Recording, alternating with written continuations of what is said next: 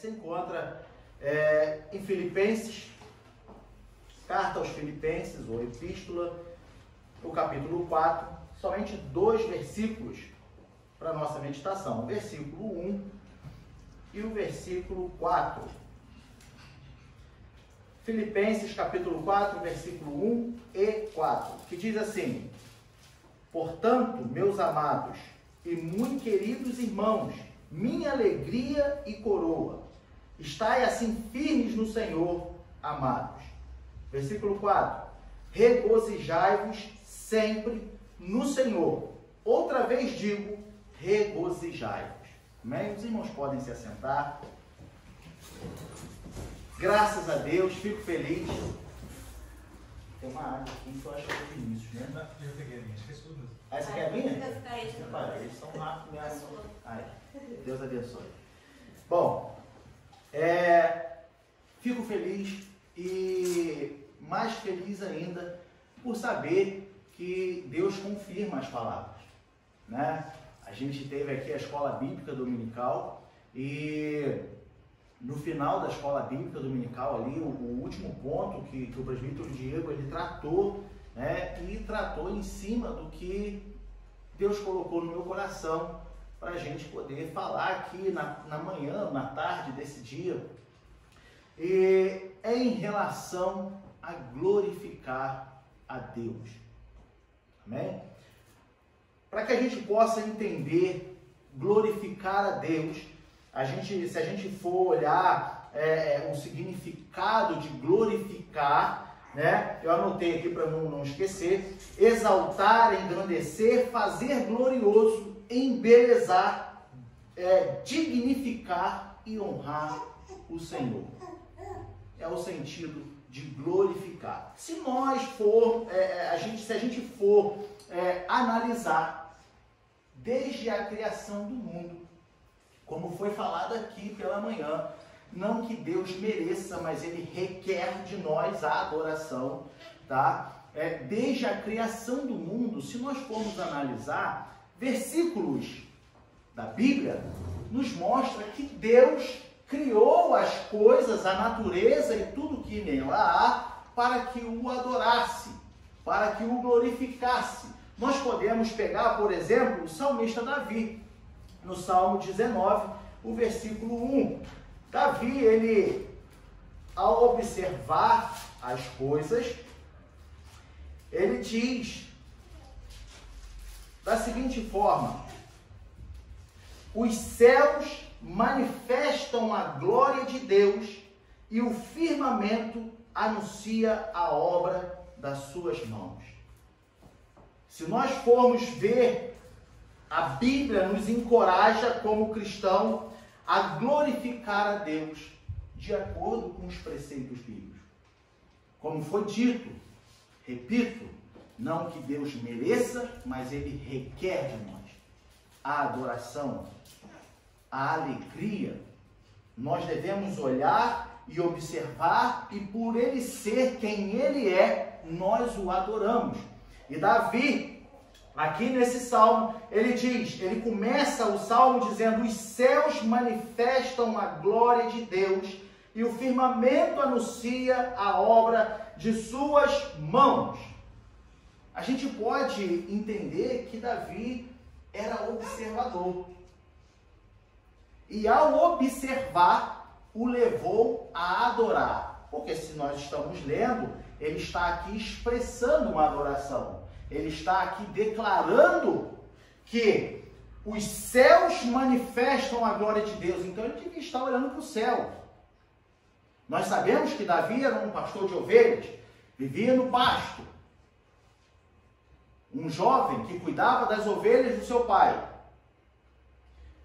Não me garante que tenha sido nesse momento que ele possa ter expressado essa alegria, esse momento de adoração, mas ele tinha experiência em estar no meio do campo. Ele tinha experiência como menino que cresceu cuidando das ovelhas do seu pai, de observar todas as coisas. E ele o adorou.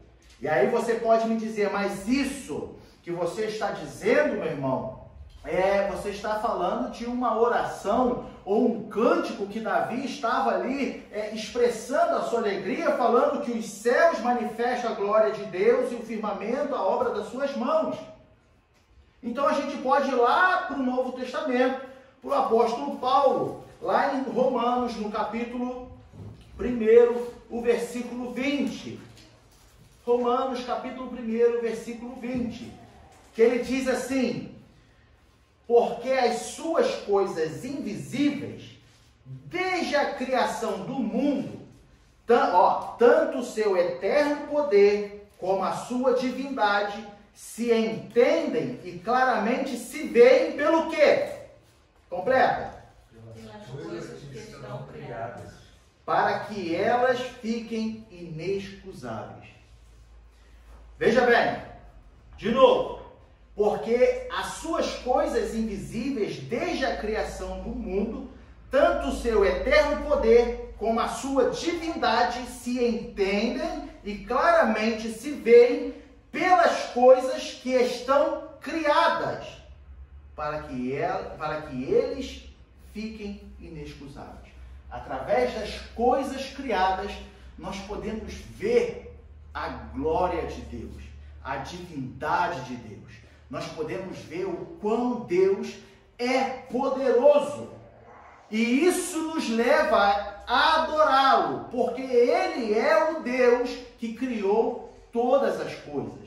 Ele é digno de toda a adoração. Se você não tem motivos para glorificar a Deus, adorar a Deus, basta olhar ao seu redor. E isso já teria que ser suficiente para que você se alegrasse na presença de Deus. Aleluia. Não precisa de muita coisa para que você possa, como um cristão, como cristã, ter motivos de se alegrar. Não precisamos de muita coisa. Basta olharmos à nossa volta. Basta a gente olhar ao nosso redor. Tudo que Deus fez, tudo que Deus criou, já revela o seu poder, a sua divindade. Nos esclarece o quão Deus é sábio, o quão Deus é grande. E isso nos leva a adorar. Desde o princípio, como eu disse, o homem é chamado e motivado, encorajado a adorar a Deus. Se a gente for ver lá em Gênesis, do capítulo 4 ao capítulo 6, por exemplo, nós veremos Abel, Enoque e Noé. 3 referências básicas. Abel adorava e glorificava a Deus através das suas ofertas, dos seus dízimos, daquilo que ele separava, e Deus se agradava daquilo. Enoque, a Bíblia diz que Enoque andava com Deus, e a Bíblia, o último versículo diz que Enoque andava com Deus e não se viu mais Enoque.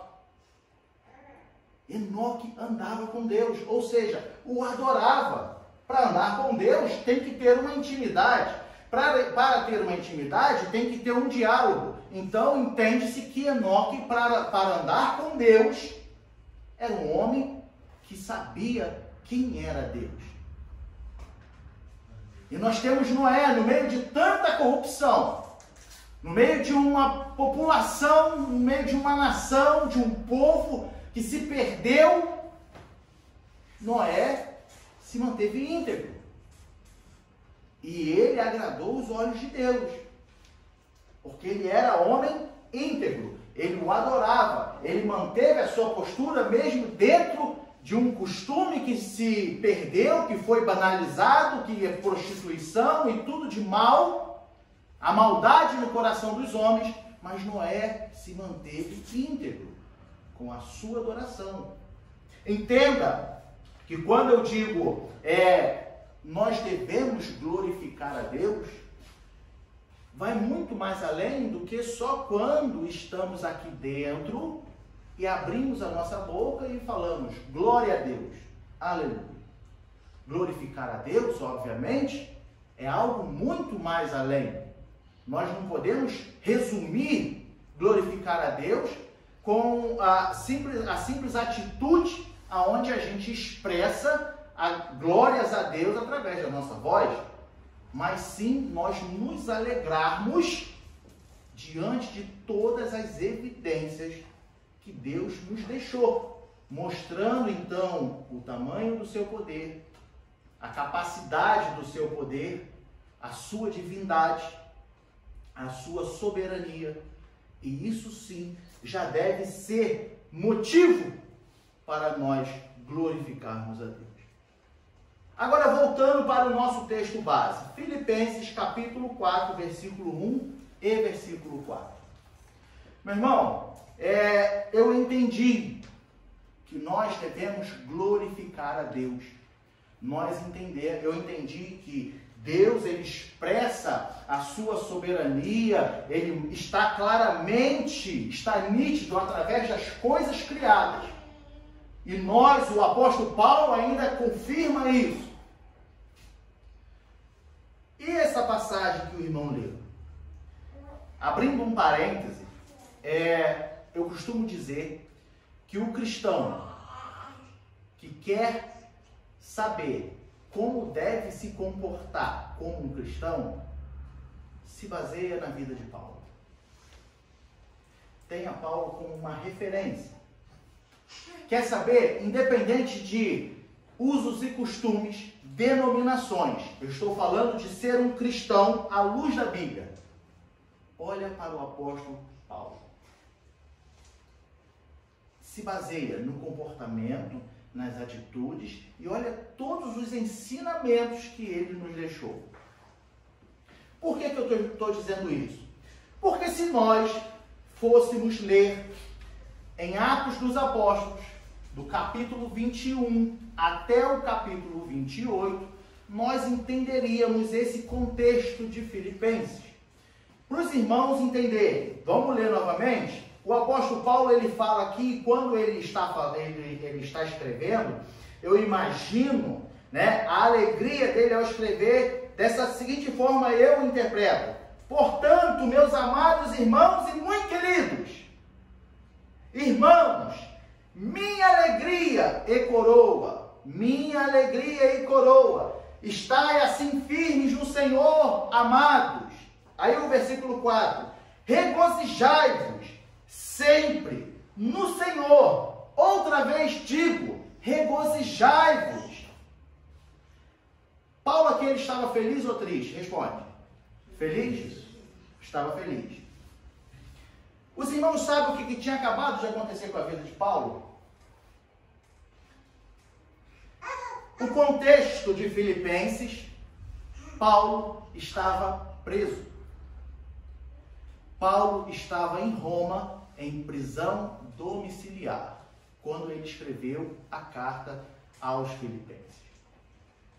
Ah, meu irmão, mas a prisão domiciliar. Paulo era cidadão romano, então César permitiu que ele fosse para a sua casa e ficasse preso em casa por 2 anos. Ah, mas prisão domiciliar não era aquele buraco lá na pedra aonde que ele ficou preso. É verdade, em casa é muito bom. E a Bíblia nos diz ainda, lá em Atos dos Apóstolos, dentro desses capítulos que eu falei para os irmãos, que ele tinha o direito de receber visitas. Ele recebia visitas, ele escreveu as cartas, por receber visita, ele enviou o mensageiro, que para Filipenses, Epafrodito, que foi levar a carta aos Filipenses. Só que o que me leva a meditar que Paulo estava alegre, né? Sim ou não? Sim. Sim. Mas sabe o que aconteceu até Paulo chegar na sua prisão domiciliar? Paulo foi julgado pelos judeus por pregar a palavra. Os judeus se acharam injustiçados e acharam que Paulo estava pregando heresia, estava indo contra a lei, estava botando agora os gentios dentro do templo e assim banalizando a lei. Os judeus se rebelaram contra Paulo por pregar a palavra. Como se não bastasse, os judeus quiseram matar Paulo. Como se não bastasse, quando ele chega diante de Félix e ele vai falar alguma coisa, o soldado vem e fere a boca de Paulo. Paulo é condenado lá em Jerusalém a confessar por que ele estava fazendo aquilo debaixo de açoite. Entende a gravidade? você ser açoitado e você ter que falar, confessar. E Paulo falava, eu não fiz nada de errado. Não tem motivos para me prender. E foi condenado a levar açoite, ser açoitado. E então, durante o castigo, ele tem que falar, olha, eu confesso. Ele não tinha que confessar porque ele não fez nada de errado. E quando foram para o açoitar, ele falou, é lícito castigar, bater em um cidadão romano sem ao menos ter um motivo? Não tem provas contra mim? E quando Paulo faz isso, todo mundo temeu, porque em Jerusalém todo mundo temia o governo romano. E Paulo era cidadão romano. E resumindo, Paulo pede para ser levado a César, em Roma. E aí, como se não bastasse, o homem já estava preso, já tinha se machucado, já estava humilhado, porque enquanto ele estava lá preso, e eles estavam decidindo levá-lo para Roma, os judeus estavam por lá de fora, fazendo então um propósito de matar Paulo, e que ninguém comeria nem dormiria até que ele morresse. E ele, lá tiveram que mobilizar um monte de guardas, um monte de segurança para poder transportar Paulo para Roma. Como se não bastasse, durante a sua viagem para Roma como prisioneiro, vem uma tempestade e o seu barco afunda. E Paulo, como prisioneiro, ainda acalma toda a tripulação. Porque ele fala, olha, Deus me falou que se vocês fizerem assim, assim, assim, vocês não vão morrer, vocês estão comigo, então nós vamos viver, não se preocupem. Mesmo como prisioneiro, ele ainda acalmou toda a tripulação, soldados que estavam naquele barco. Uns boiando em cima dos destroços do barco, outros nadando talvez, chegam a uma ilha. E chegando na ilha, no capítulo 28 de Atos dos Apóstolos, ou 27, descobrem que é a ilha de Malta. E lá ele diz assim que os bárbaros não foram, ou seja, falando de outra forma, os bárbaros os receberam muito bem e os acolheram. E aí, como se não bastasse, ele era prisioneiro e aqueles homens que estavam com ele ainda estavam sem comer e sem beber, porque era o propósito de matá-lo, mas não podia tocar nele por ser cidadão romano. E o apóstolo Paulo começa a juntar gravetos para botar na lenha, para botar no fogo, para se aquecer. Como se não bastasse, uma víbora vem e morde a mão de Paulo. E quando os bárbaros olham, falam, ih, agora já era, porque era mais venenosa. E Paulo sacode a sua mão, tira e continua, e todo mundo fica assustado, que nada aconteceu com ele. E o apóstolo Paulo ainda aconselha aqueles homens que estavam em jejum, de falar assim, gente, convenhamos que nós comemos. Nós estávamos na água, estamos aqui agora, vamos comer, tire os meus aguilhões e vamos todos comer. E a Bíblia diz que ele convence os homens a comerem. Até que então, enfim, é chegado diante de César, e César o permite ficar em prisão domiciliar. Quando ele fica em prisão domiciliar, ele podia receber visitas, como eu disse. Ele recebe a Epafrodito e manda através de Epafrodito a carta aos Filipenses. E assim chega onde a gente leu. O que eu quero deixar claro para nós é que Paulo não tinha motivo para expressar muita alegria diante de todas as coisas que ele já tinha passado para escrever as cartas. Assim como aos Efésios, Filemão, Filipenses, ele não tinha, olha o que esse homem passou. Mas quando ele escreve a carta, ele diz assim: portanto, meus amados e muito queridos irmãos, minha alegria e coroa. As pessoas, eu fico imaginando que quando olhassem para Paulo, Paulo não deveria ser somente uma referência como um homem de Deus, mas elas tinham prazer de ver Paulo, porque ele transmitia alegria. Alegria essa que o mundo não te dá. Alegria essa que você só encontra em Deus. E aí, nós podemos parar para meditar num outro ponto. Paulo era fiel a Deus, com compromisso com o Evangelho, sim ou não? Sim. Sim. E nem por isso Deus aliviou a barra de Paulo. Nem por isso ele aliviou o lado de Paulo. Paulo estava sendo preso injustamente, apanhou, naufragou, mas Deus o guardou, mas não o isentou de passar por todas essas provações. E isso não foi motivo de Paulo não ficar alegre, de não glorificar a Deus. Quando Paulo escreve aos Filipenses, no versículo 4 ele diz: regozijai-vos sempre no Senhor. Outra vez digo, regozijai-vos. Regozijar é se alegrar, meus irmãos. É estar alegre, é ter o prazer no Senhor. O que isso quer dizer?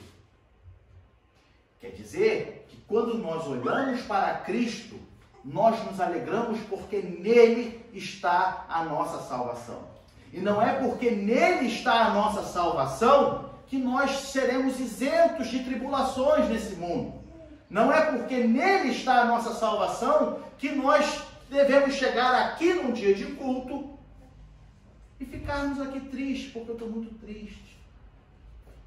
Eu tenho certeza que a sua situação é diferente do apóstolo Paulo e não chega nem aos pés do que ele passou. Por isso nos serve de exemplo, de que mesmo diante de tantas coisas, aquele homem ainda tinha alegria, e uma alegria que contagiava, uma alegria que motivava, uma alegria que ele, como servo de Deus,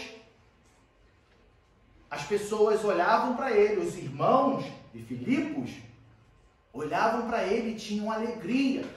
Portanto, o apóstolo Paulo precisou juntar uma grande oferta e, através de Epafrodito, os filipenses mandam essa oferta com alegria. Vamos ajudar. E Paulo devolve Epafrodito com a carta, agradecendo por tudo. E exortando esses irmãos, encorajando a continuarem se alegrando na presença de Deus. Veja que quando ele fala, no versículo 1, meus amados e muito queridos irmãos, minha alegria e coroa. Paulo ele não ficava alegre com as coisas. Ele tinha alegria nas pessoas. As pessoas eram a alegria de Paulo. Por quê? Porque eles se converteram. Porque lá agora havia uma igreja de Cristo. Porque lá agora havia irmãos em Cristo Jesus. Porque agora havia mais uma família cristã. E aquilo era o motivo da alegria de Paulo. E eu quero trazer para nós. Como eu disse no começo, glorificar a Deus é muito mais, vai muito mais além do que só abrirmos a nossa boca aqui dentro e adorarmos ao nome do Senhor. Vai muito mais além. Porém, quando nós passamos dessa porta para dentro, principalmente, nós estamos aqui em família. Nós estamos aqui em irmãos. Nós somos irmãos em Cristo Jesus. Como foi falado na escola bíblica dominical, e eu falo agora, virmos aqui deve ser motivo de alegria. Meu irmão, mas tu não sabe a minha vida. Eu não sei, mas Deus sabe. E mesmo assim, Ele requer de você a sua alegria, porque Ele te dará a salvação. A sua salvação está garantida nele.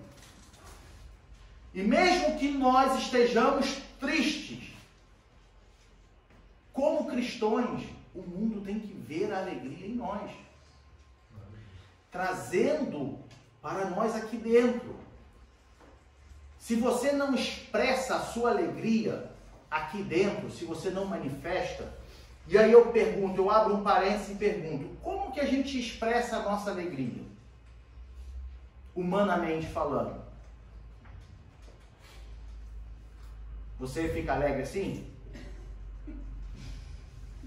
Tô alegre. Fala comigo não que eu tô alegre. Como é que você faz com a sua alegria? Você sorri, você tem prazer, você chega com ânimo, você fala, eu vim cultuar, e eu vou cultuar. E quando você chega alegre, essa alegria me contagia, que eu que estava triste, agora eu fico alegre também, porque você chegou alegre. E então todos nós nos alegramos. Dentro de um culto, tem que ter ordem, já foi ensinado, e o apóstolo Paulo ensina isso aos coríntios, sobre a ordem no culto. Mas aí eu esclareço para os irmãos, dentro de um culto tem um momento em que nós podemos expressar a nossa alegria, a nossa adoração. Há momento no culto que nós temos que ficar sentados e ouvindo a palavra, como agora, por exemplo. Mas não te impede de glorificar a Deus quando uma palavra confirma no seu coração. Nós estamos louvando a Deus. Momento de adoração. Abra sua boca e louve. Expresse a sua alegria em estar aqui cultuando a Deus. Regozijai-vos. Ele diz, e outra vez digo, regozijai-vos. Alegrem-se no Senhor. Quando nós nos reunimos e a gente chega aqui, amém, igreja, amém, estamos alegres, estamos vivos. A gente fala, amém, igreja, amém. Que alegria é essa que vai contagiar o seu irmão que talvez esteja precisando sentir essa alegria? E quando você dá um amém, aquele irmão que está meio sonolento, ele desperta, assusta, o que está acontecendo? E aí você acorda. Vamos acordar com o culto, meu irmão. A alegria que contagia. Estamos louvando a Deus? Meu irmão, mas eu não sei cantar. Mas a coisa mais linda que tem é o som de muitas vozes. Não precisa ter muita afinação, mas num só coral fica lindo. E a Bíblia diz que ele vem como um som de muitas águas. Os irmãos já pararam para observar, quem já foi numa cachoeira, e lá no meu bairro, na minha cidade, tínhamos muita cachoeira. E quando você para no meio da natureza, e você escuta o som das águas, e você estiver num lugar onde todo mundo começa a glorificar junto, onde tem uma multidão, e começa a glorificar junto, o mesmo som das vozes faz o mesmo som de muitas águas. Eu tive essa experiência. Num congresso de 10.000 pessoas, dentro de um ginásio. Todo mundo começou a glorificar. E quando eles começaram a glorificar, começou a vir aquele som assim. O som de muitas águas. Se isso não é motivo para você se alegrar na presença de Deus, infelizmente eu não sei o que te falar. Quando nós louvamos a Deus todos juntos, é como o som de muitas águas. É um grande coral. É alegria. E eu te garanto, meu irmão, eu te garanto, e com fé em Deus, eu te garanto, que se você mesmo sem força, que você mesmo triste, com seu coração dilacerado, você abrir a sua boca e falar assim, a minha salvação está no Senhor e eu o louvarei, Deus confortará o seu coração. Aleluia. E eu te digo isso com fé no que eu estou te dizendo. Quando nós chegamos aqui, momento de oportunidade. Ah, mas eu não tenho uma bênção para contar. A bênção é você estar vivo. Tinha um irmãozinho na nossa igreja, muito simples, agora veio até falecer. Ele não sabia ler, não cantava, não fazia oração, era novo convertido. E todo culto ele ia lá na frente e falava, só quero dizer que eu estou feliz com Jesus. Assim que ele falava. Amém. Todo culto.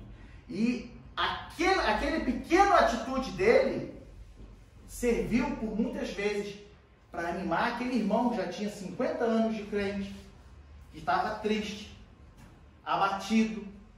E só essa pequena frase, eu só quero dizer, meu irmão, que eu estou feliz com Jesus. E eu agradeço a minha oportunidade. E muitas pessoas se alegravam com aquilo. Porque falava, olha quem era esse irmão, olha quem era esse homem, olha ele hoje. E muitos se alegravam. O que eu quero deixar para a nossa meditação hoje, quando você sair da sua casa e você vier à igreja, venha para cultuar a Deus alegremente. Se tem que bater palma, bata palma. Se tem que glorificar, glorifique. Se tem que cantar, cante com alegria. Porque uma hora ou outra pode entrar alguém por essas portas que precisa sentir a alegria do cristão. E nada melhor do que entrar no meio de uma fogueira onde todas as brasas estão juntas. Ele vai ser queimado também. Ele vai pegar fogo também. Agora, se entra uma pessoa que precisa de uma ajuda e chega aqui, nós estamos, um sonolento para um lado, o outro não gosta nem de ficar em pé. Fala para bater palma, não bate. Dá um glória a Deus, igreja. Glória a Deus. Aquela pessoa está escassa de sair daqui e se internar. Meu irmão, então o cristão não pode ficar triste, não pode nunca chorar. Pode. Nós somos seres humanos. O que eu estou dizendo é o seguinte, que o mundo tem que ver em nós a alegria de estarmos em Cristo Jesus. E se eu me comportar como o mundo, que diferença eu faço no mundo? Que sal da terra que eu sou? Que luz do mundo eu sou? Você está na sua casa, está passando situações, chore na presença de Deus. A Bíblia nos exorta a contarmos uns aos outros, a levarmos o fardo uns dos outros. Só que eu só posso levar o fardo do meu irmão, eu só posso ajudar o meu irmão se eu estiver alegre. Se ele estiver chorando, eu com a minha alegria, eu vou chorar com ele. Alegrai-vos com os que se alegram, chorai com os que choram.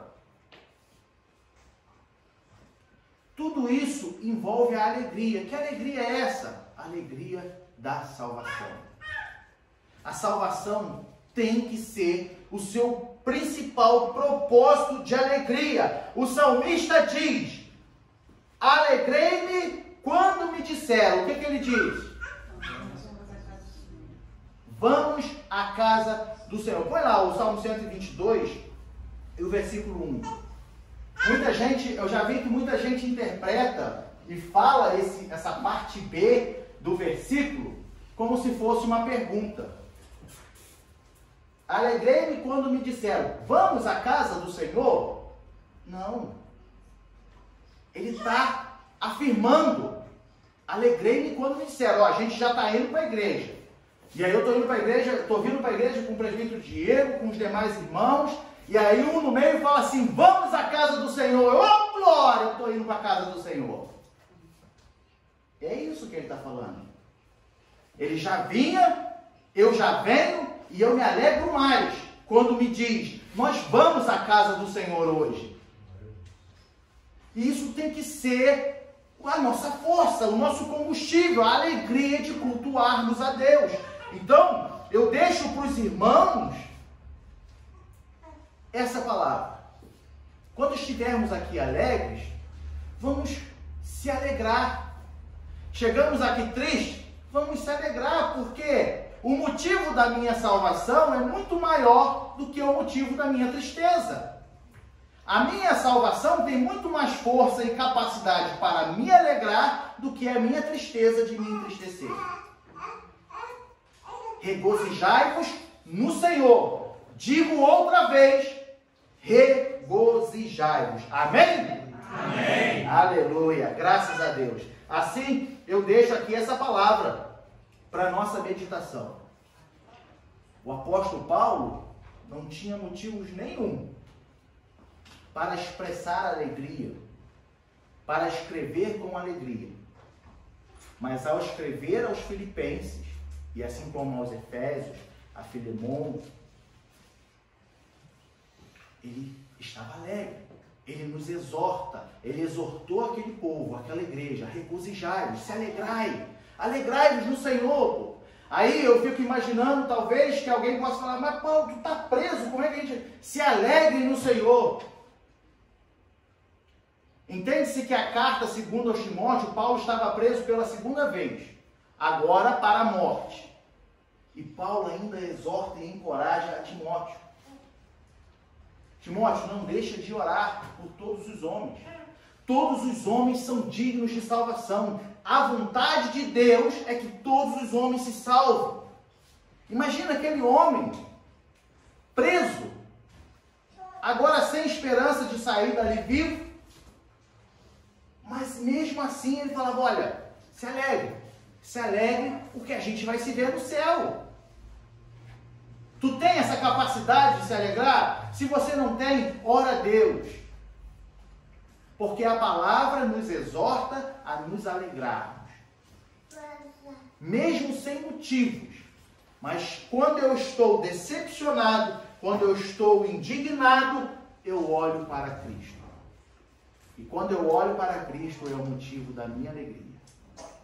E como é o motivo da minha alegria, eu vou adorar. Amém? Amém?